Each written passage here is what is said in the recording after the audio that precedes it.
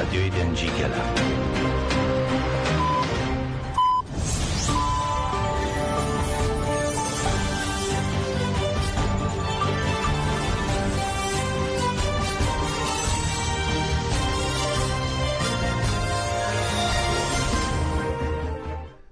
بیسەرانی خۆشەویستی رادیۆی دەنگی گەل بۆ گەشتی هەواڵک بۆ گەشتی دەنگباسەکانی کاتژمێر 2 بە کاتی ئەوروپا و کاتژمێر 3 بە کاتی باشووری کوردستان گەڕاینەوە لاتان. دەستپێکی هەواڵەکانیش بە بەشی دووەمی چاوپێکەوتنی ئاژانسی هاوار لەگەڵ فەرماندە مەزلوم عەبدی فەرماندەی گشتی هێزەکانی سووریای دیموکرات دەست پێ دەکەین.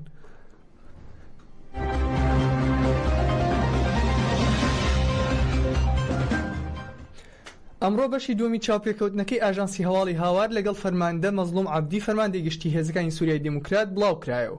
تێیدا گفتوگۆکانیان لەگەڵ حکوومەتی ڕاگوزەری دیمەشق لەسەر پرسی کورد، کۆبوونەوەی پاریس و پەیوەندیەکانیان لەگەڵ دەوڵەتی تورک و هێزەکانی هاوپەیمانی نێودەوڵەتی خرایە بەرباس لەبارەی پرسی یەکڕێزی کورد و کۆنفرانسی لایەنە کوردیەکان و گفتوگۆکان لەگەڵ دیمەشق لەو بارەیەوە مەزلوم عەبدی ڕایگەیاند کۆنفرانسەکە ئیرادەی گەلی کورد بوو. هەموو لایەنە کوردستانیەکان ئامادە بوون. بێگومان ئەو ئەنجامی لە کۆنفرانسەکەدا دەرکەوت بەپی ئەوە لەگەڵ حکوومەتی دیمەشق گفتوگۆی لەسەر دەکرێت. لە ڕێکەوتنی دەی ئادار مادەی تایبەت بە پرسی کورد هەیە. دیدێکی جیاواز و فراوانتری کۆنفرانسەکە هەیە. کاتی هات لە چوارچێوەی ئەنجامەکانی کۆنفرانسەکەدا لەسەر ناوی پارتە سیاسیە کوردیەکان لەسەر ناوی گەلی کورد لە ڕۆژئاوای کوردستان گفتوگۆ لەگەڵ حکوومەتی دیمەشق دەکرێت. ڕاستە چەندین کۆبوونەوە کراوە بەڵام هێشتا نەگەیشتونەتە کۆدەنگی. پلانەکە بریتی بوو لەوەی کە دەست بەجێ گفتوگۆ بکرێت لەسەر پرسەکانی باکوور و ڕۆژهەڵاتی سووریا وەک شەڕ و ئاگربەست و هەندێک بابەتی کردداری. جگەلەوەش بڕیار بوو ئەو شاندەی کە لە کۆنفرانسەکە دیاری کرابوو بچن و باسی پرسی کورد بکەن. بەڵام بەداخەوە تا ئێستا دەرفەتی ئەویان بۆ نەڕەخساوە. تا ئێستا کۆبوونەوەی گشتی نەکراوە بە هیچ هۆکارێکی تر نییە. پێم وایە دوای ئەو کۆبوونەوانی کە لە پاریس ئەنجام دەدرێن ئەم بابەتەش پلانی بۆ دادەنرێت و شاندی کوردیش دەتوانێت بچێت و گفتوگۆی لەسەر بکات. کاتێک لەگەڵ ئەحمەد شەرع ڕێککەوتنەکەم واژۆ کرد بەڕوونی پێم وت کە من نەهاتوم بۆ گفتوگۆ ڕێککەوتن بە ناوی گەلی کوردەوە بەڵکو هاتووم لەسەر پرسە گشتیەکانی پەیوەست بە باکوور و ڕۆژهەڵاتی سووریا ڕێک بکەوین. بەڵام دەبێت بڕگەیەک هەبێت کە پەیوەندی بەو پرسە هەبێت. لەوێ وتمان لە داهاتوودا کۆنفرانسێک ساز دەکرێت تەنها شتێک کە دڵنیایی ئەوەیە کە دوای ئەوەی لەسەر پرسە سەرەکیەکان ڕێککەوتین شاندێک دەچێتە دیمەشق بۆ گفتوگۆکردن لەسەر پرسی کورد. لەباری کۆبوونەوەی پاریسەوە فەرماندەی گشتی هێزەدا ڕایگەیاند بڕیار بوو کۆبوونەوەکە ئەنجام بدرێت بەڵام لە کاتژمێرەکانی کۆتاییدا دواخرا. بە فەرمی لەلایەن حکوومەتی فەڕەنسا پێمان وترا کە کۆبوونەوەکە دواخرا. پاشان ژان نوێل بارۆ وەزیری دەرەوەی فەڕەنسا تەلەفۆنی بۆ کردن وتی ئێمە ئامادە بووین و سەرمان سوڕما لەلایەنی حکوومەتی دیمەشق سەرقاڵی پرسی سوەیدایە. هەر بۆیە دەمانەوێت دوا بخرێت. سوپاسی ئێمەی کرد کە ئامادەین بەڵام لە هەمان کاتدا خەمگینی خۆی دەربڕی کە کۆبوونەوەکە لە کاتی خۆیدا ئەنجام نەدا. وتی ئێمە پێداگری دەکەین کە کۆبوونەوەکە بە زووترین کات ئەنجام بدرێت. هەروە قسم لەگەڵ تۆم باراک نوێنەری سەرۆکی ئەمریکا کرد کە هەروە بە هەمان شێوە سوپاسی کردین و دڵگرانی خۆی نیشاندا و داوای لێبوردنیشی کرد. ئێستا ئامادەکاری هەیە بەرواری نوێ دیاری کراوە و بەرواری نوێ دیاری کراوە ئەو بەرواری دیاری کراوە پێمان ڕاگەیاندراوە و نامەوێت ئێستا بیڵێم ئەگەر جارێکی تر کە هەر کەسێک ئەگەر جارێکی تر کەس پاشەکشە نەکات ئەوە کۆبوونەوەکە ئەنجام دەدرێت و کاتەکەی زۆر دوور نییە. باز لە پرسی ئیدارەکانی پەیوەست بە باکوور و ڕۆژهەڵاتی سووریا وەک بابەتەکانی سنوورەکان دەواازە سنووریەکان نەوت ئەنتەگراسیۆن قەسە دەدەکرێت. هەروەها پرسەکانی چۆنێتی بەشداریکردنمان لە حکوومەتی دیمەشق و کۆمیتەی ئامادەکاری پەرلەمانی سووریا و کارەکانی ئامادەکردنی دەستور و هەندێک بابەتی دیکەی کردەی تاوتۆ دەکرێن. پرسی پەروەردە بە فەرمیکردنی بڕوانامەکان و هەندێک بابەتی دیکەی لەم جۆرە دەخرێنە ڕۆژەفی کۆبوونەوەکەوە. هەروەها پەیوەست بە هێرشەکانی دەوڵەتی تورکەوە فەرماندەی گشتی هێزەدا ڕایگەیاند ئاگر بەست هەیە. ئەمە شتێکی ئەرێنیە. 4 مانگ پێشێستا لە بەنداوی تشرین و پردی قەرقۆزاغ پێکدادان هەبوو. فڕۆکەکانی تورکیا بەردەوام هێرشیان دەکرد بەڵام ئێستا ماوەیەکە ئەو هێرشانە وەستاوە. هێزە نێودەوڵەتیەکان کاریان کردو و دانوستانیان لە نێوان ئێمەدا ئەنجام داوە. هەندێک کەناڵ لە نێوانماندا کراونەتەوە. هیوادارین ئەم ئاگربەستە ئاگربەستێکی هەمیشەیی بێت. دەمانەوێت ئەم کێشەیە لە بنەڕەتەوە چارەسەر بکرێت. هیچ هۆکارێک نییە بۆ بەردەوامبوونی شەڕ و کێشەکان لەگەڵ تورکیا. ئێمە ئامادەین کۆمەڵێک هەنگاوی تر کە متمانەمان پێدەبەخشێت بنین. بێگومان ئەمەش ئەو ناوچانەش دەگرێتەوە کە ئێستا داگیر کراون. لە کۆتاییدا لەبارەی خەباتی دژ بە داعشەوە مەزلوم عەبدی ڕایگەیاند تێکۆشانمان لە دژی داعش بەردەوامە. لەم دوایانەدا هێزەکانی هاوپەیمانان شوێنی خۆیان گۆڕیەوە بەڵام خەباتەکانمان نەگۆڕاوە. هەندێک جار لەسەر ئاستی سووریا لە ئاستی هەواڵگری کار دەکەین. شتە نوێیەکە ئەمەیە. ئەمریکا پەیوەندی لەگەڵ دیمەشقدا دروست کردووە و ئێستا داوا لە دیمەشق دەکرێت بەشداری ئەم خەباتە بکات. هەوڵ دەدەین لە نێوان ئێمە ئەمریکا و حکومەتی ڕاگوزەردا کارێکی هاوبەش ئەنجام بدرێت. بەتایبەت دوای 10 ساڵ لە تێکۆشان دژی داعش بناغەیەک بۆ پەرسەندی پەیوەندیە سیاسیەکان لەسەر ئاستی سووریا دانراوە.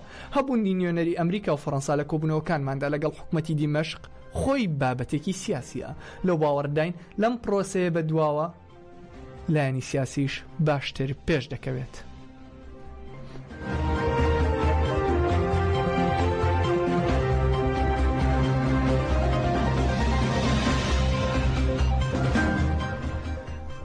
دەڕۆینە تورکیا و باکووری کوردستان و لەبارەی پرۆسەی چارەسەری و دیموکراسیەوە کە بەیانی ئەمڕۆ یەکەم کۆبوونەوەی پەرلەمان ئەنجام درا لە چوارچێوەی کۆمسیۆندا کە دەستنیشان کرابوو. کاتژمێر 11 ئەمڕۆ کۆمسیۆنی چارەسەری لە پەرلەمانی تورکیا یەکەم کۆبوونەوەی خۆی دەست پێ کرد. لە دەستپێکی کۆبوونەوەکەدا نوعمان کورتولموش سەرۆکی پەرلەمانی وتارێکی پێشکەش کرد و ڕایگەیاند لە مێژووی گەلەکان هەندێک سات هەن نەک تەنیا ئەو ڕۆژە و ئەو ساتە بەڵکو ئاراستەی ئایندەی ئەو گەلانەش دیاری دەکات. ئەمڕۆژ یەکێکە لەو ڕۆژانە. کورتولموش گوتیشی ئەو لیژنەیە بانگەوازێکە بۆ بەهێزکردنی معنەوی گەلەکەمان بە هەمیشەیکردنی برایەتیمان قبولکردنی جیاوازیەکانمان بەهێزکردنی ژیانێکی هاوبەش. کۆمسیۆنەکەی لە 51 ئەندام پێک دێت بە گوێرەی پشک و ژماری کورسی پارتەکان لە پەرلەمان دیاری کراون و لەو ژمارە 21 ئەندام بۆ ئاکەپێ و بۆ جەهەپەیە و 4 بۆ دەم پارتی و 4 بۆ مەهەپە و 3 بۆ ئی پارتی و 3 بۆ یەنی یۆڵ. هەروەها لە هودا پار یعنی دانی ڕەفاح پارتی کرێکارانی تورکیا، پارتی ڕەنج، پارتی چەپی دیموکراتیک و پارتی دیموکراتیک کە لە پەرلەماندا فراکسیۆنیان نییە هەر یەکیان بە نوێنەرێک بەشداری کۆمسیۆنەکە دەبن. جێ ئاماژەیە لیژنەکە بڕیار بوو بە 50 ئەندام بەشداری بکات بەڵام بەهۆی ئەوەی ئی پارتی بڕیاری بەشداری نەکردنیدا 48 ئەندام بەشدار بوو.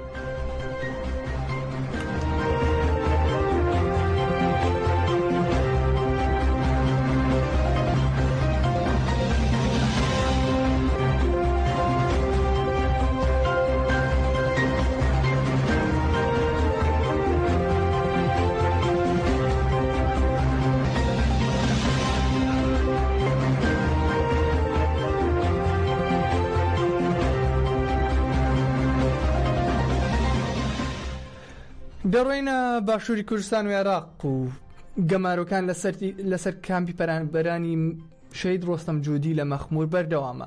گەماروی عێراق قوپە دەکە لەسەر کامپی پەنابەرانی مەخمور لە ماوەی کۆتاییدا گەیشتووەتە قۆناغێکی مەترسیدار. بە شێوەیەک خەڵکی کامپەکە بەبێ هەواڵگری و سوپا ڕێگەیان پێنادرێت هیچ کارێک بکەن. بەرەبەیانی ئەمڕۆ شاندێکی سوپای عێراق سەردانی کامپەکەیان کرد و هەوڵ دەدەن دەوروبەری کامپەکە تەلبەند بکەن. بەرەبەیانی ئەمڕۆ شاندێکی سەربازی سوپای عێراق لە بەغداوە ڕوویان لە کامپی پەنابەرانی شەید ڕۆستەم جوودی لە مەخمور کرد و لەگەڵ نوێنەرانی کامپەکە کۆبوونەوە. ئاژانسەکانی هەواڵ لە باشووری کوردستان ڕایان گەیاند شاندەکە دەیەوێت دەوروبەری کامپەکە تەلەبەند بکات و پێداگری لەسەر ئەنجامدانی ئەو کارە دەکات. بۆ ئەو مەبەستەش هێزێکی زۆر لە دەوروبەری کامپەکە کۆکراوەتەوە.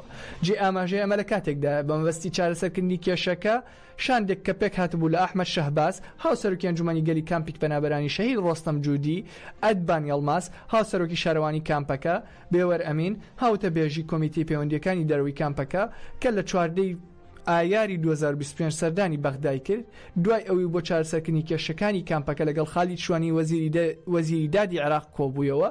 لە کاتی گەڕانەوەیان بۆ کامپەکە دەست بەسەر کران. خەڵکی کامپەکە چەندین جار دژی گەمارۆکان ڕێپێوانیان ئەنجامدا و داوای مافەکانیان دەکرد لە ئەنجامی بەرخودانی 37 ڕۆژی دانیشتوانی کەمپەکە نوێنەرانی کەمپەکە ئازاد کران بەڵام ئێستا جارێکی دیکە سوپای عێراق و بە هاوکاری پەدەکە دەیەوێت کەمپەکە تەلەبەند بکات.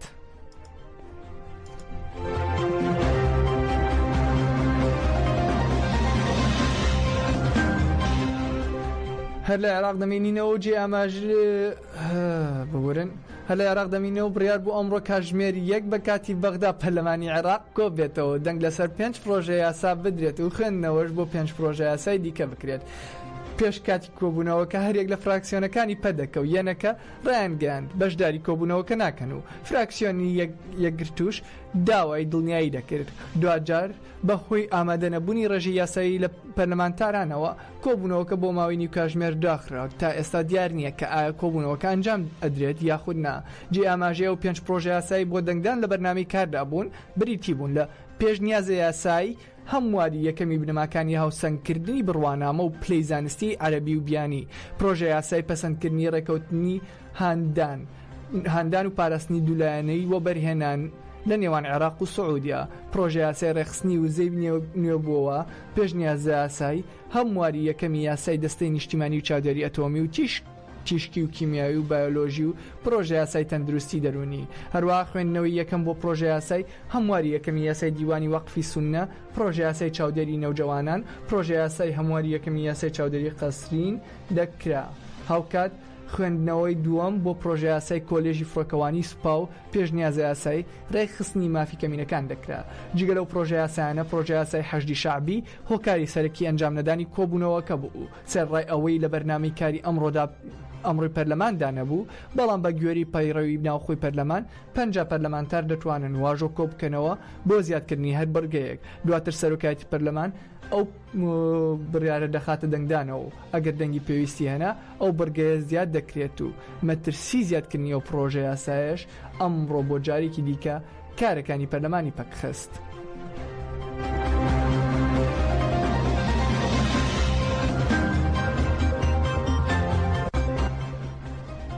بەردەوامی لە هەوڵەکانمان لەسەر عێراق و بەتایبەت حکوومەتی عێراق بڕیارە ئەمڕۆ حکوومەتی عێراق بە سەرۆکایەتی محەممەد شیع سوودانی سەرۆکوەزیرانی عێراق کۆبوونەوەی ئاسایی خۆی ئەنجامدات و تێیدا گفتوگۆ لەبارەی چەندین پرس بکرێت. ئەوەش لە کاتێکدا سەرڕاوی عێراق و هەرێمی ڕێککەوتن لەسەر پرسی موچە و نەوت بەڵام بەرپرسانی عێراق ئاماژە بۆ دەکەن هەرێم پابەندی ڕێککەوتنەکان نەبووە. هاوکات پاش ڕێککەوتنی حکوومەتی ماوە بەسەر چووی هەرێم و بەغدا شاندێکی باڵا بۆ چارەسەرکردنی کێشەکانی نەوت و داهاتنانەوتیەکان لە نێوان هەردوولا دروست کرا بەڵام سەرڕایدا بەشکردنی موچی مانگی 5 وەکو یەکەم دەرئەنجامی ڕێککەوتنەکە تا ئێستا موچە خۆرانی هەرێمی کوردستان و هەرێمی کوردستان موچی مانگی 12 ساڵی ڕابردوو هەروەها مانگەکانی 6 و 7 ئەم ساڵیان وەرنەگرت و دیار نییە ئاخۆ موچی ئەو 3 مانگە دەدرێت یاخود نا.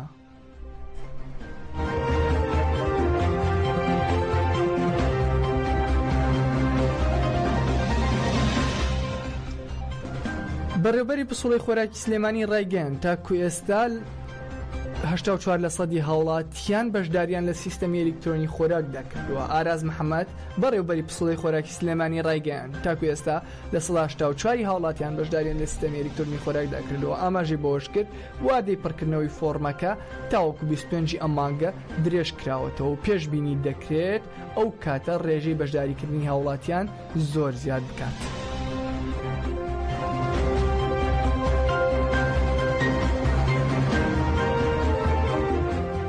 دەگەڕینەوە بە کوری کوردستان و تورکیا. درنگانی شەوی ڕابردوو لەلایەن کەسێکە و بە ناوی باران شاهین هێرشکرایە سەر شارەوانی پرسوس و بەهۆیەوە زیانێکی مادی زۆری لێکەوتەوە. ئاژانسەکانی هەواڵ ڕایانگەیان درنگانی شەوی ڕابردوو بەبەرد هێرشکرایە سەر شارەوانی پرسوس سەر بە پارێزگای ڕەحا. هەروەها زانراوە هێرشەکە لەلایەن کەسێکە و بە ناوی باران شاهین بۆ سەر شارەوانی پرسوس سەر بە پارێزگای ڕەحا ئەنجام درراوە بەهۆیەوە زیانێکی مادی زۆر بەربیناکە کەوتووە. هاوکات دوای ئاگداربوونی پۆلیس لە ڕووداوەکە ئەنجام دەری تاوانەکە دەستگیر کراوە.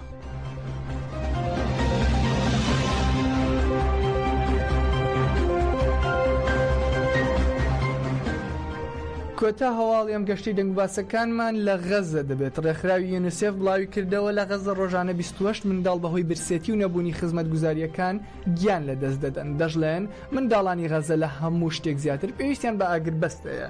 لە بڵاوکراوە کەدا هاتووە لە غەزە ڕۆژانە 28 منداڵ بەهۆی برسێتی و قەدەغەکردنی گەیاندنی پێداویستیە بنچینەیەکان و هاوکاریە مرۆیەکان و نەمانی خزمەت گوزاریەکان خزمەت گوزاریە گرنگەکان گیان لە دەست دەدەن. ئاماژە بۆش کراوە منداڵانی غەزە پێویستیان بە خۆراک و ئاوی خواردنەوە و دەرمان هەیە، بەڵام لە هەموو شتێک زیاتر پێویستیان بە ئاگربەست هەیە. ئێمەش داوای ئاگربەستی بەپەلە دەکەین. هاوکار ڕۆژی ڕابردوو وەزارەتی تەندروستی غەزە ئاماری کوژراو و بریندارەکانی لە غەزە بڵاو کردەوە کە بەهۆی بۆردمانەکانی ئیسرائیلەوە تا ئێستا 6,933 کەس لە غەزە کوژراون و هەروەها ژماری بریندارەکانیش گەیشتووەتە 150,027 کەس. جێگای ئاماژەیە لە بەرەبەیانی حوتی مانگی تشرینی یەکەمی 2023ەوە چەکدارانی حەماس لە ڕێگەی هەزاران موشکەوە هێرشیان کردە سەر ئیسرائیل. دواتریژ ئیسرائیل هێرشی پێچەوانی بۆ سەرکەرتی غەزە دەست پێ کرد و لە ئەنجامدا بە هەزاران کەس بوونە قوربانی و ئاوارە بوون.